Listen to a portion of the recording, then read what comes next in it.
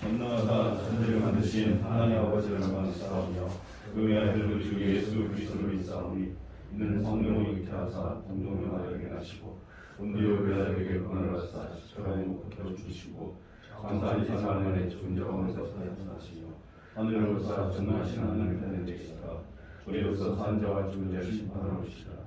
성령을 믿사오며 거룩한 공회와 성도와 서로를 통하는 것과 죄를 사하여 주신 것과 몸이 되신 것과 영원히 사는 것을 믿사옵니다. 아멘. 384장 찬송하겠습니다. 나의 갈 길 다가도록 예수 인도하시니 내 주 안에 있는 긍휼 어찌 의심하리요. 믿음으로 사는 자는 하늘 위로 갔겠네. 무슨 일을 만나든지 만사 형통하리라. 무슨 일을 만나든지 만사 형통하리라. 나의 갈 길 다가도록 예수 인도하시니 어려운 일 당할 때도 족하는 해주시되 나는 심히 고단하고 영혼 매우 가라나. 나의 앞에 반석에서 샘물 나게 하시되 나의 앞에 반석에서 샘물 나게 하시네.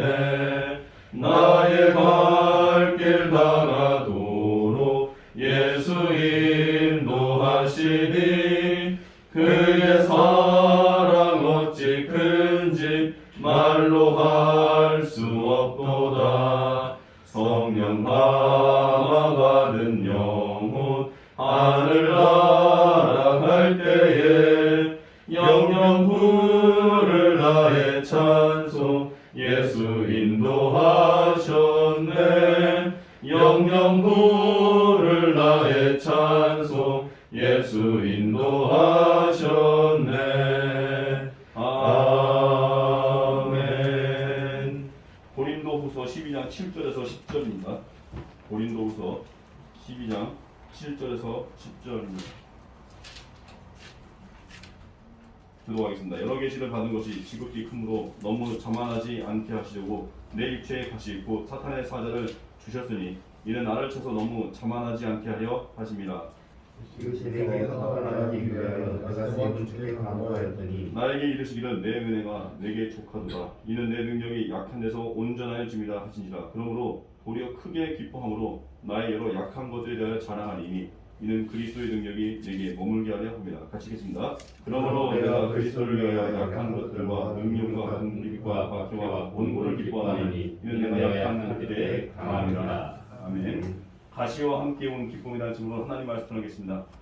우리는 바쁘다는 말 좋아합니다. 인사말 중에도 바쁘시지요라는 말을 하면은 되게 좋아하는 분들이 있습니다. 그런데 바쁨의 함정이 있습니다. 우리 바빠서 무너지는 것들 중에 예배가 무너지면 가장 위험하다는 것입니다. 마귀의 공격 중에 하나는 좋은 것으로 가장 좋은 것을 대체하게 합니다. 분주하게 만드는 겁니다. 토미 케니가 썼던, 제가 여러 번 소개했습니다. 하나님의 관점이라는 책에 보면 욥이 고난당한 순서에 대해서 해석을 합니다. 사탄은 소와 양을 포함한 가축을 처음으로 손댔습니다. 구약 문화에서 희생이 제물입니다. 예배 능력을 제거해버린 거예요. 예배 건드린 다음에 욥을 마음껏 손댈 수 있었던 것입니다. 우리 인생의 킹핀이 예배입니다. 저의 인생 말씀은 마태복음 6장 33절입니다. 그런즉 너희는 먼저 그의 나라와 그의 의를 구하라. 그리하면 이 모든 것을 너에게 더하시리라.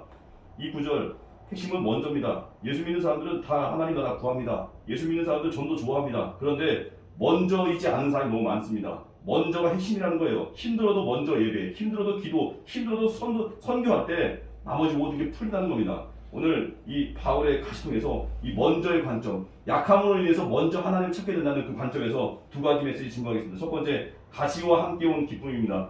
약함으로 인해서 우리 하나님을 먼저 찾게 됩니다. 약함 때문에 하나님께 갑니다. 누가복음 17장 보면은 예수님이 10명의 나병 환자를 고치셨습니다. 그런데 사마리아인 한 명만 예수님께 돌아와서 예배드렸습니다. 나머지 9명은 제사장에 갔습니다. 제사장 판정 받아야 이제 유대 사회에 복귀하고 빨리 못 해봤던 거 해보고 싶은 거예요. 마음이 바쁜 겁니다. 우리 인생으로 치면 취직하고 주일을 떠나버리던지 새벽기도 나오다가 결혼하고 응답받고 나서 이제 새벽기도 떠나버리고 응답받고 튀는 사람도 있습니다. 근데 사마리아인은 바쁠 필요가 없다는 겁니다. 사회 복귀해봤자 어차피 그에게는 약점이 있습니다. 천대받은 운명입니다. 어떤 목사님이 그랬어요. 한 교회에 이렇게 오래 있었냐고 했더니 그 목사님이 표현이 이렇습니다. 자기는 갈 곳이 없어서 이렇게 오래 있었습니다. 그래서 그 목사님이 그렇게 했어요. 갈 곳 없는 은혜라는 말을 했습니다. 우리 인생의 약점 때문에 하나님께밖에 갈 수 없다면 그게 은혜라는 겁니다. 사마리아 사람이 그랬어요. 약점으로 인해서 바쁨의 덫을 피하게 됐습니다. 구원의 은혜가 덤으로 인했습니다. 가장 귀한 은혜, 구원의 은혜. 우리 인생에 보면은 남북이 멀쩡한데 속으로 이렇게 앓고 있는 끙끙 앓는 자들이 있습니다. 약함이 있다는 거예요. 부모님은 건강한데 자녀의 몸이 너무 약해서 신음하는 분들이 있습니다. 행복해 보이는 부부인데 그 묵은 가시를 내서 아픔이 있습니다. 또 겨우드문은 경제적 압박 때문에 늘 괴로워합니다. 좀 더 여유있게 지내고 싶은데 그게 안 될 때가 있다는 겁니다. 오랜 시간을 기도해도 꼭 해결되지 않은 한 가지 문제. 그런데 그 문제 때문에 하나님께 더 의지하고 있습니다. 그게 복이라는 거예요. 은혜가 임한다는 거예요. 육체의 가시가 바울을 겸손하게 했습니다. 바울에게 억누를 수 없는 기쁨을 안겨주었습니다. 여러분, 기쁨은 고통이 다 끝나고 오는 것이 아니라 함께 오는 겁니다. 고통에 그대로 남아있는 그 자리에 기쁨이 넘치게 올 수 있습니다. 언제요? 하나님과 연결될 때. 예수님이 십자가 죽음 앞두고 제자들에게 말씀하셨습니다. 내 기쁨이 너희 안에 있어 너희 기쁨을 충만하게 하려 합니다. 요한복음 15장 11절. 십자가 죽음이 주는 두려움을 안고 유지한 기쁨이에요. 십자가는 하나님의 뜻이죠. 예수님이 하나님의 뜻에 전적인 복종을 했습니다. 그럴 때 기쁨이 터져 나온 것입니다. 하나님 말씀이 때로는 내 마음과 반할 때 있습니다. 그때 말씀 붙으십시오. 용서해 보십시오. 헌신해 보십시오. 사랑해 보십시오. 힘들어도 새벽을 깨워 보십시오. 이 기쁨의 맛을 볼 것입니다. 두 번째요, 가시를 품을 때 기적이 일어난다는 거예요. 전도된 사자가 우리 인생에 가시 같은 존재일 수 있습니다. 전도자 가족일 때는 더 힘듭니다. 그런데 조급하지 마십시오. 전도하려고 애쓰다가 내가 깨지는 거예요. 하나님 우리 인생에 어떤 악한 조건, 악한 사람을 허락하신 건요, 내 속에 있는 악을 깨기 위함이에요. 내가 깨지는 거예요. 가족을 품다가 사랑이 커집니다. 말도 안 되는 상관을 품다가 내가 커집니다. 베드로는 불신자 남편은 여인들에게 남편을 전도하라고 하지 않고 남편에게 순종하라고 했습니다. 행실을 본다는 거예요. 베드로에서 3장 1절에 나왔는데 어떤 남자의 사람 이야기입니다. 실직을 했습니다. 낙심해서 집에 있었습니다. 근데 어느 날 저녁에 반찬이 부실하니까 화가 치밀어 오는 거예요. 내가 실직했으니까 날 무시하는 거냐고 뚜껑 열린 거예요. 밥상을 걷어찼더니 다 쏟아졌습니다. 근데 아내가 들어와서 아무 말 없이 쏟아진 밥과 국, 반찬을 말없이 치웠습니다. 근데 이제 다 치웠으니까 먹을 게 없잖아요. 그날 그 남자분이 이제 저녁은 포기해야겠구나 하고 생각하고 있었는데 조금 뒤에 방문을 똑똑 누가 놓고 하더래요. 아내분이 다시 상을 차려 온 겁니다. 근데 남자분이 너무 당황하면서 감동받은 거예요. 나 같은 놈도 사랑해 주는구나 하고 그때부터 예수님을 믿게 되었다고 합니다. 여러분, 성 어거스틴이 회심한 이유 뭐 다 알죠? 어머니의 눈물의 기도. 근데 거기까지만 머물면 안 됩니다. 그 다음이 또 있다는 거예요. 어거스틴의 고백록에 나옵니다. 우리 어머니는 이교도였던 아버지를 주님 모시듯 하셨습니다. 저는 그 장면을 잊을 수 없습니다. 눈물의 기도 플러스 온유함이 함께 있다는 거예요. 용서와 사랑. 그때 사람이 변화된다는 거예요. 가시를 품은 사람. 우리 특별히 우리 인생의 사명, 그의 나라 구할 때, 맡겨진 직분이 있을 때, 사명이 때는 내게 가시같이 다가올 때가 있어요. 벅차고 힘겨울 때 있습니다. 너무 바쁜데 감당해야 될 때가 있다는 거예요. 그런데 그 명령은, 그 사명은 결국 나를 위한 겁니다. 노아에게 방주 짓는 일, 힘든 명령인데 노아 순종했습니다. 그래서 노아가 그거 순종하다가 죄악 가득한 세상에서 노아는 경건을 지켰습니다. 영적인 일거리가 결국은 나를 살리는 거예요. 바로 너를 위한 방주입니다. 그래서 우리 교회의 직분 귀하게 여기십시오. 내게 주신 축복의 기회 놓치지 마십시오. 내 코가 석자일 때 아브라함 같이 부지중에 천사 환대하는 겁니다. 그리고 가장 중요한 명령, 모든 민족을 제자 삼는 그 일 전념하십시오. 이 일거리를 주심으로 결국 우리에게 선물을 주시고자 함입니다. 영적으로 싱싱해지고 우리 인생에 필요한 모든 것이 나의 욕심이 아니라 나의 필요를 주님이 채우실 것입니다. 그래서 결론, 가시와 함께 온 기쁨이 있습니다. 가시를 품을 때 기적이 있습니다. 이 능력 가운데 승리하는 하루 되기를 주님의 이름으로 축원합니다. 주기도문 마치겠습니다.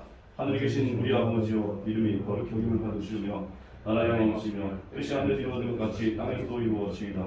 오늘날 우리에게 일용할 양식을 주옵시고 우리가 우리에게 죄 지은 자를 사하신 것 같이 우리 죄를 사하여 주옵시고 우리를 시험에 들게 하지 마옵시고 다만 악에서 구하옵소서. 대개 나라와 권세와 영광이 아버지의 영원히 싸움나이다. 아멘. 네, 하셨습니다.